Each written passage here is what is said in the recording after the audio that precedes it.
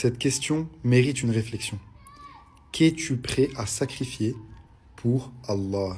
Quand tu lis la vie des Salafs, quand tu regardes comment eux, ils pratiquaient leur islam, il y a une question qui te frappe de plein fouet. Est-ce que moi, je suis vraiment musulman?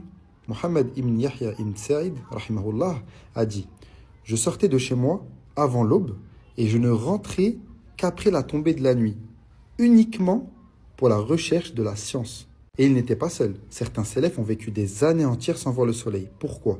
Parce qu'ils rentraient dans des assises de science le matin et ils en sortaient que la nuit. Écoute bien cette histoire de Al-Bukhari. Elle est connue et lourde. Il dit « Je suis parti trouver Adam ibn Abi Iyas. » Donc il est parti demander la science. Et il est resté auprès de lui jusqu'à ce qu'il n'ait plus rien à manger. Il continue « Ma nourriture s'est épuisée, alors j'ai commencé à manger de l'herbe. » Oui, de l'herbe. Pas une plainte, pas un appel à l'aide.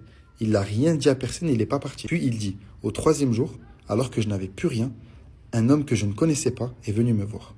Il lui tend une bourse et il lui dit « Dépense-la pour toi. » Des dinars, sans explication, sans condition. Ça, c'est le tawakkul. Ça, c'est la science recherchée pour Allah. Il aurait pu partir, rentrer. Il aurait pu dire « Ça y est, j'en ai fait assez. » Mais non, il est resté.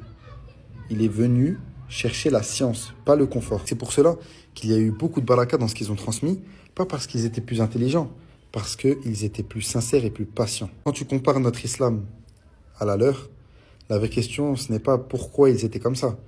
La vraie question, c'est qu'est-ce que moi, je suis prêt à sacrifier pour Allah. Je demande à Allah qu'il nous facilite. Wassalamu alaikum wa rahmatullah.